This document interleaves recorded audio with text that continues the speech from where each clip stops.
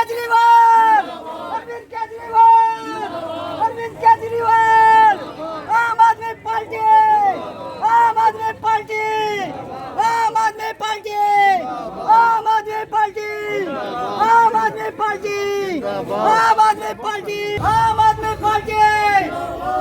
हमारे आज अनुराग ढांडा जी आपके बीच पहुंच चुके हैं। आप अपना सभी अपना स्थान ग्रहण कर लें। मुख्य अतिथि अनुराग ढांडा जी का स्वागत करता हूं। हमारे इनके आने के बाद हमारी पार्टी ने के साथ बहुत अधिक लोग जुड़ चुके हैं।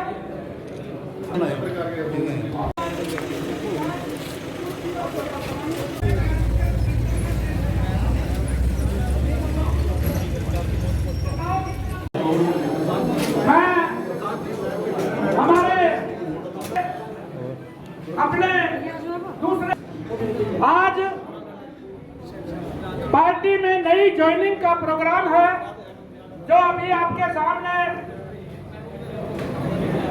40-50 बहनों को ज्वाइन पार्टी में ज्वाइन करवाया जाएगा। उससे पहले मैं वीरेंद्र जी, जैसा कि आपको पता है कि पूरे हरियाणा में आम आदमी पार्टी का कुनबा बहुत तेज़ी से बढ़ रहा है और ख़ासकर हरियाणा के युवा अब बहुत जागरूक हो गए हैं और अपना नसीब अपना भविष्य खुद लिखना चाहते हैं। कांग्रेस, बीजेपी, इनेलो, जेजेपी इनसे त्रस्त हो चुके हैं हरियाणा के युवा। 25 लाख बेरोज़गार हरियाणा के अंदर इन सरकारों की फेलियर की वजह से हरियाणा के अंदर 25 लाख युवा आज के दिन में हैं और इन युवाओं के संघर्ष की आवाज़ को बुलंद करने के लिए आज रोहित जी हमारी पार्टी को ज्वाइन कर रहे हैं। इन्होंने जिला पार्षद का चुनाव भी लड़ा था और 1200 के करीब वोट इनके आए थे। अच्छा खासा प्रभाव स्थानीय युवाओं में रखते हैं, स्थानीय लोगों में रखते हैं और आम आदमी पार्टी के कुनबे में मिलकर के आज हमारी ताकत बढ़ा रहे हैं। हम इनका आम आदमी पार्टी में बहुत बहुत स्वागत करते हैं और आज के समय की ये ज़रूरत है कि भारतीय जनता पार्टी की लोगों को बांटने की, लोगों को प्रताड़ित करने की जो नीतियां हैं उनके खिलाफ बुलंद तरीके से आवाज़ उठाई जाए।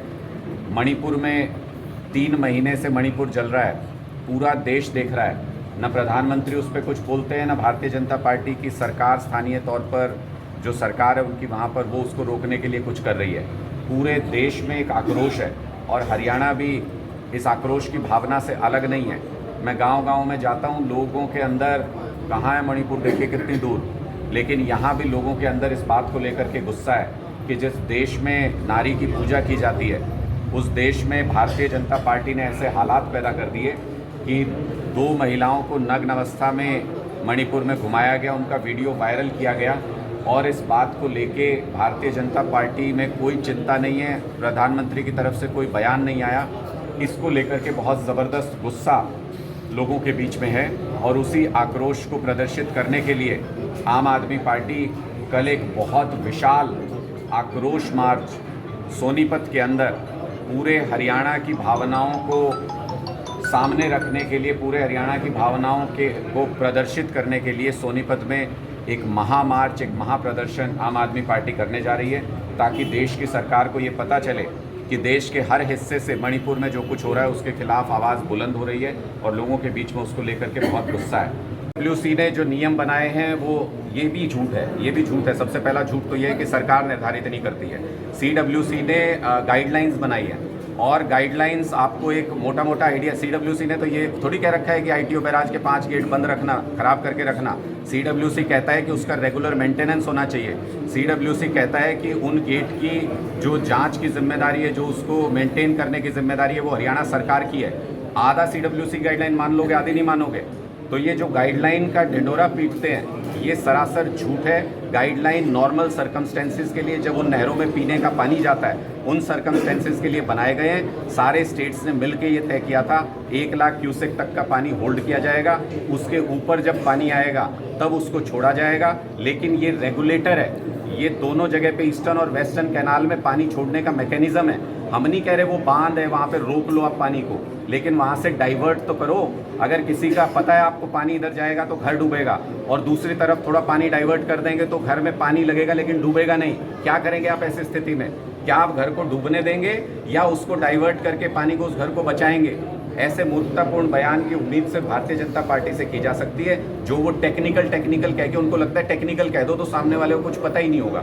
इनको नहीं पता कि ये पढ़े लिखे लोगों की पार्टी आम आदमी पार्टी। हमने सबूत के साथ अपनी बात रखी, दोनों जगह पे साबित किया, ईस्टर्न और वेस्टर्न कैनाल के इशू को भी और बैराज के इशू को भी हमने साबित किया कि भारतीय जनता पार्टी झूठ बोल रही है, इनकी राजनीतिक साजिश थी। सर ये राजनीति नहीं हो रही सर ये पानी के ऊपर? मैं आपके ये बाढ़ के विषय में मैं एक चीज़ और स्पष्ट कर दूं, चूंकि मैं 13 के 13 बाढ़ ग्रस्त डिस्ट्रिक्ट्स में गया हूं और गांव-गांव जाके मैंने लोगों से चर्चा की है, इसलिए ये बात बहुत स्पष्ट तरीके से समझ में आती है वहां जाके कि इसमें सिर्फ 10% योगदान प्राकृतिक आपदा का था जो हरियाणा के अंदर बाढ़ आई। 90% ये सरकार की गलतियों का नतीजा थी। मैं ऐसा इस आधार पे कह रहा हूँ क्योंकि हम जिस गांव में गए उस गांव के लोगों ने कहा जी बाकी जगह तो बाढ़ पता नहीं भगवान की वजह से मर्जी से आई है शायद, लेकिन यहाँ पे तो ना ये नदी टूट गई, तटबंध टूट गया इसलिए हम लोग डूब गए। और हर जगह नई जगह जाने पे यही बयान सुनने को मिलता था। इससे मुझे ये समझ में आया कि सारी बाढ़ 90% गाँव के अंदर बाढ़ यमुना के तटबंध टूटने से और घग्गर के तटबंध टूटने से आई। हमने ये जांचने की कोशिश की कि यमुना के 8 जगह पे तटबंध क्यों टूटे हरियाणा की तरफ, यूपी की तरफ एक जगह भी नहीं टूटा।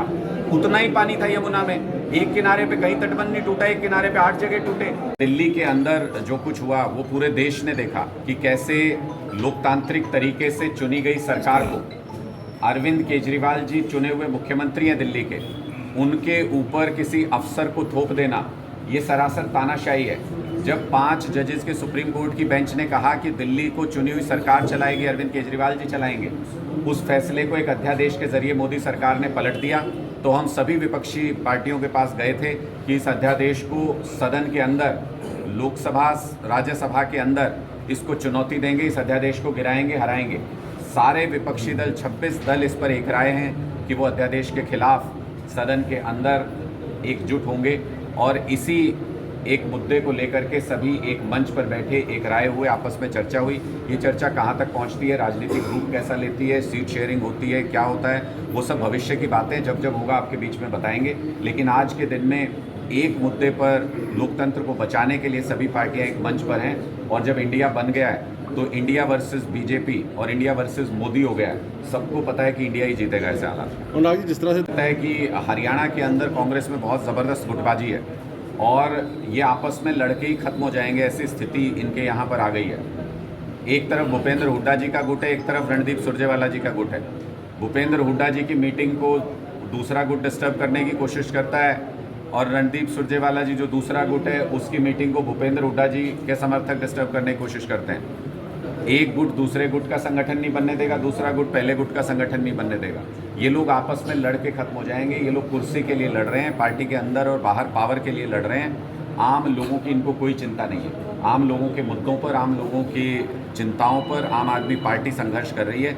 इसलिए लोगों को पता है भारतीय जनता पार्टी से लोग परेशान हैं, त्रस्त हैं। कांग्रेस के अंदर वो काबिलियत नहीं है कि विपक्ष की भूमिका निभा सके। और हाल ही में तो एक ऐसी तस्वीर देख ली लोगों ने कि मुख्यमंत्री जी तो हेलीकॉप्टर में घूमते ही थे, हवाई सर्वे करते ही थे। विपक्ष को तो ज़मीन पे उतरना चाहिए, लोगों के दुख दर्द में शामिल होना चाहिए। विपक्ष के नेता भूपेंद्र हुड्डा जी भी जहाज़ के अंदर घूम करके उन्होंने खाना पूर्ति कर दी कि मैंने बाढ़ग्रस्त इलाकों का दौरा कर लिया है। ये सारी तस्वीरें हरियाणा के लोग बहुत साफ तरीके से देख रहे हैं और आम आदमी पार्टी को एक अच्छे विकल्प के रूप में पहचान रहे हैं। तो उस वीडियो में सच्चाई है, पूरी जानकारी आम आदमी पार्टी ने हासिल की। भारतीय जनता पार्टी की ये घटिया साजिश, जिसमें ये बीजेपी वाले कहते तो थे आपदा में अवसर, आपदा में अवसर, लेकिन हमने कभी सपने में भी नहीं सोचा था कि आपदा में घटिया राजनीति करने का अवसर हरियाणा की सरकार तलाश लेगी। और जब प्राकृतिक आपदा सिर पे हो तो सारे लोग एक दूसरे की दुश्मनी भी भूल के एक हो जाते हैं, लेकिन इन्होंने दुश्मनी निकालने की कोशिश की।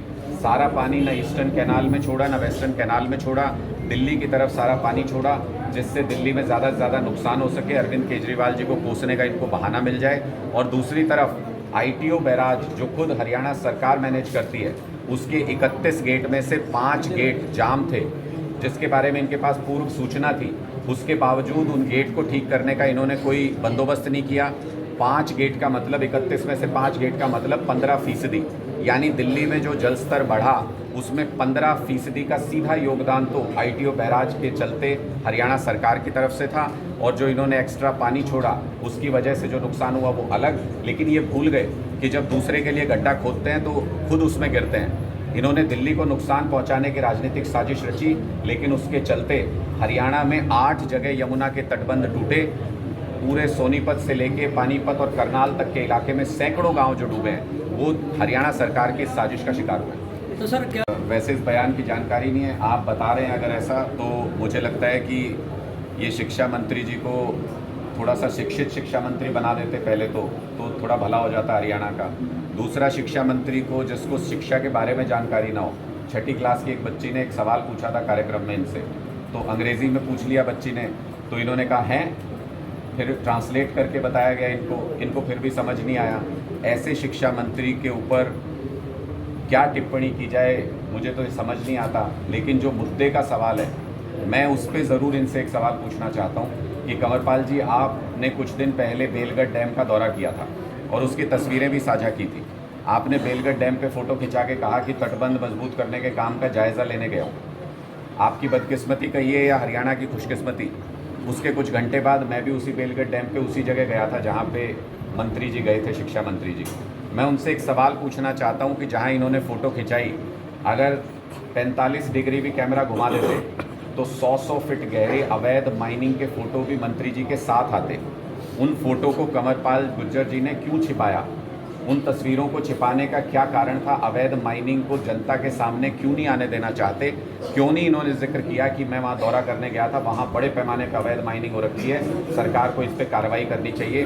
क्या वो अवैध माइनिंग इनकी अपनी है? क्या वो अवैध माइनिंग इनके किसी रिश्तेदार की है?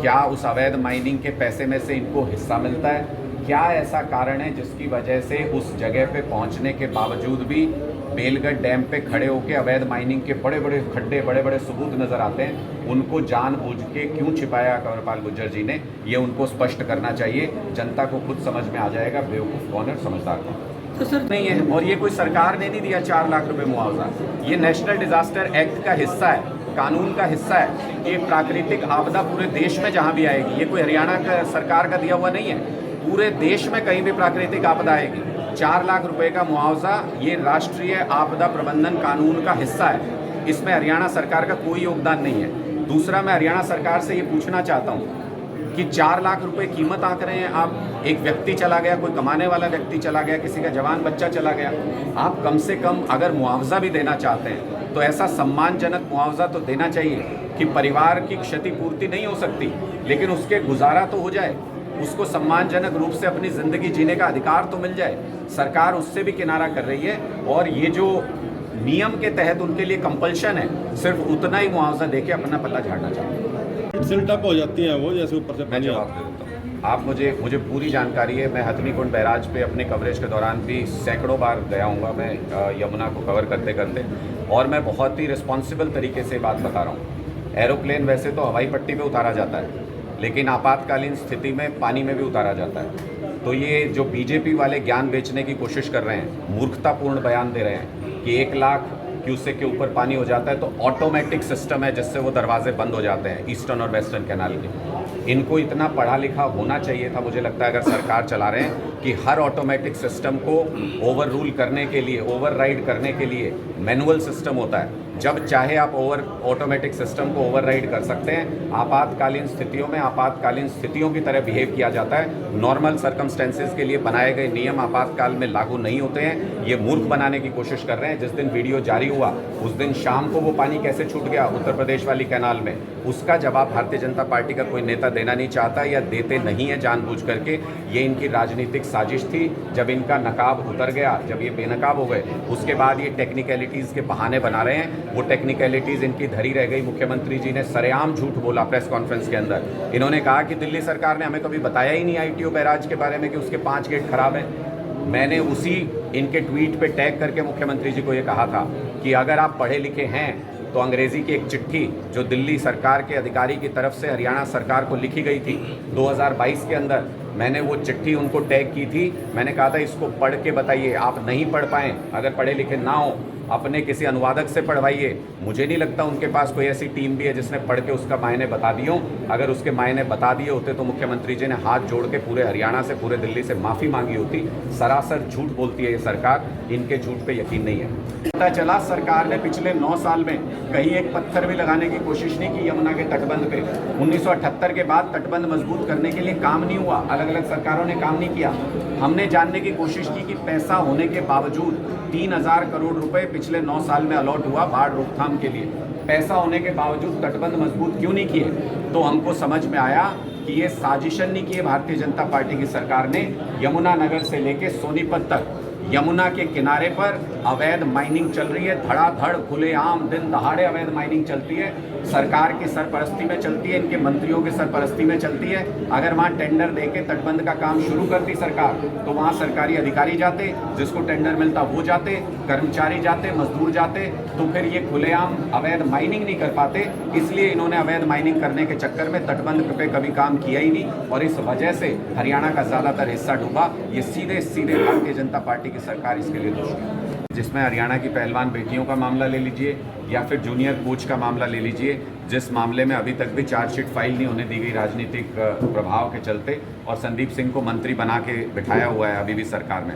तो ये सारी चीज़ें हरियाणा के लोगों के गुस्से को, आक्रोश को और बढ़ा रही हैं, भारतीय जनता पार्टी के प्रति नफरत को और ज़्यादा बढ़ा रही हैं।